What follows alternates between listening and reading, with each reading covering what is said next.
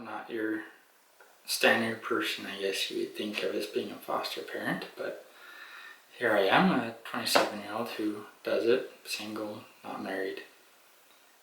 And why would I do it, you might ask? Well, I have noticed all throughout my life that I really value young people, youth, kids. I enjoy working with them. I've on different mission trips. Start out with a mission trip to Mexico with a group called Capstone Missions, and then I ended up continuing on to go there myself and work with a religious group for 10 months. And I enjoyed it. I enjoyed it very much. But the group that I predominantly focused on helping while I was there were the youth, kids, those who are facing poverty or difficult situations.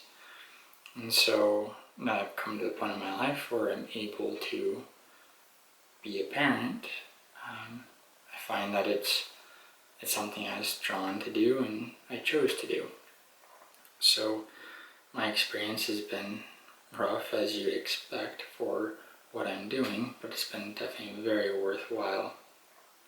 But obviously I've taken a very different route to it than what most people might have, just simply because of my young age and because of the fact that I had previous experience in foreign countries, working with kids with serious issues, including sexual abuse. And so when I went through the whole process, and they called it Pride training, when I went through the whole process and I put in some of the homework assignments and the details of my past experience, they ended up selecting me to try and work with them, especially troubled youth.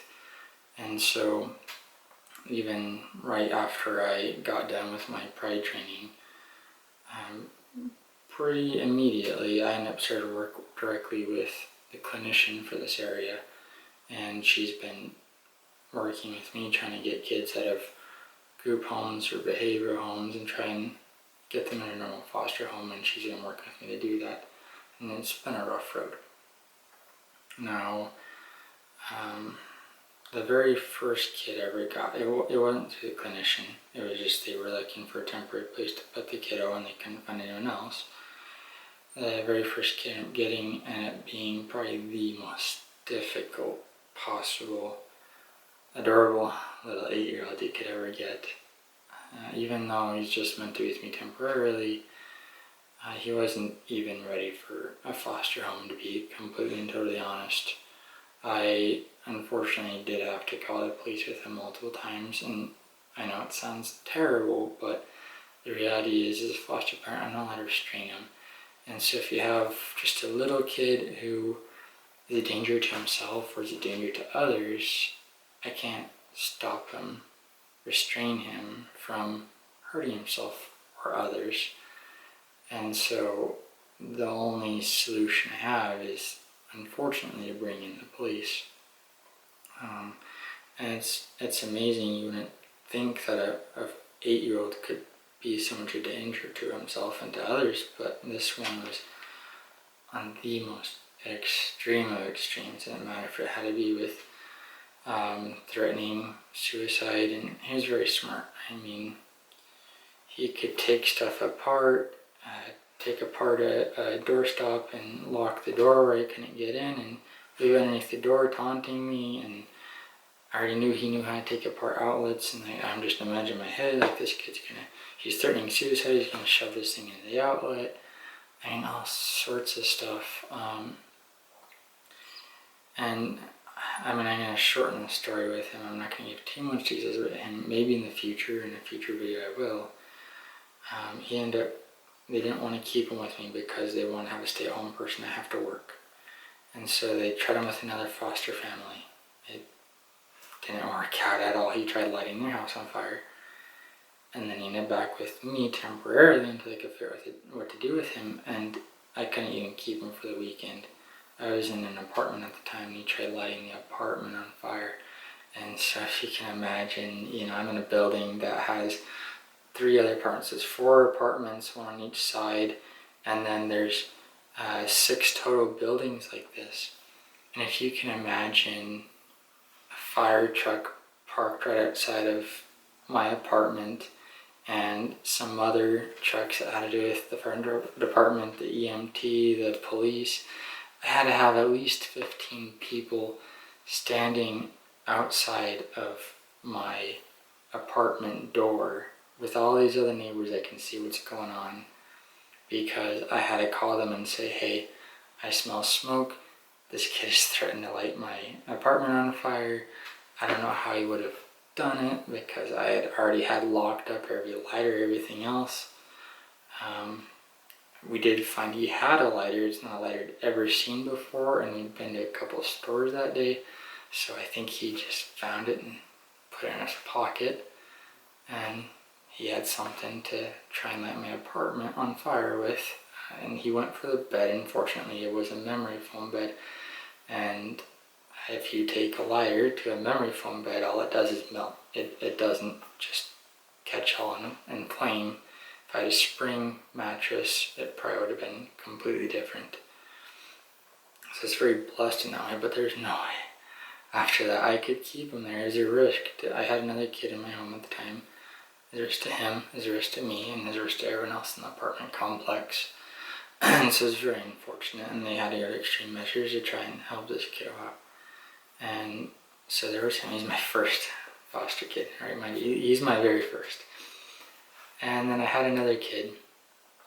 Unfortunately, I couldn't keep him long either, and he's part of where I learned I couldn't really do foster parenting in an apartment, was because he had issues, he had problems. They were more manageable, but he did make a lot of noise. If he got angry, upset, especially at night, he went off on the deep end. Early in the morning, same issue, go off on the deep end, screaming, yelling, banging doors, all sorts of problems that would ultimately wake up neighbors because I had an apartment. And so they would complain to the landlord, and then I'd be in trouble. So we had issues there. The job I was working at the time wasn't the best job just due to the hours. And having him at a daycare was problematic because there were times where I had to leave work and go pick him up because there had been a problem at daycare, something he said, something he did, and it would make all the other kids uncomfortable. And so they would ask me to take him and go. And so very unfortunate that they decided, he had to go back to behavioral place. We started out at behavioral place. They want to try and put him in a normal foster home. They tried with me, and unfortunately he had to go back. I'm very sad, but it's kind of reality when you do this sort of thing. After that, I decided it's time to buy a house, and so I did. I went a couple months without getting any kids in my own, and got myself a house, which I'm in now, and it's worked out a lot better. Especially with some of the kids I've taken later, because I've taken on some damages, and at least it's my house and not an apartment, and I can fix it myself. But I have taken on a lot of damages in my home. And so what happened after I took this house is, instead of taking on 8-year-old, 10-year younger kids, I started to take on teenagers. And it's been good taking on teenagers, but it's been very difficult because they're bigger and they have a lot of issues still, but they're in a bigger body and they're able to destroy things a little bit better. So it's difficult, but at the same time it's easier to explain things to them, to try and get them to understand, and little by little get them to trust. And it's been a very good experience, but very tough. I've had to deal with the whole juvenile system. I've had to deal with what easily could have been over $1,000 of damage to my house, except I fixed a lot of it on purpose to keep it below $1,000. And they have a kind of insurance system that helped reimburse that amount. I still have marks on the walls because I couldn't texture it properly, but I had a lot of holes in walls, and they were very big holes too. But going through all of that, they tried getting the kid removed from my house because of the damages, but I fought it, and I had to go to court and tell the judge that I want to keep the kid in my home, even after what he had done. Slowly but surely, this teenager warmed up to me and decided he could finally trust me. It took a very long time, but he got there. And I mean, even now, there's still problems that occur, but it's much more peaceful. Definitely much more peaceful as time goes on. And he's not the only teenager I've had. I've had some other teenagers, considerably easier teenagers. I currently have 2 teenagers in my home, and they all come with their own issues, but there's only one of them that's really put me through the extremes, and it was just that roller coaster ride. And as they go across that roller coaster ride, you have days where it's just going great, and you have days where it's like I could be threatened with my life.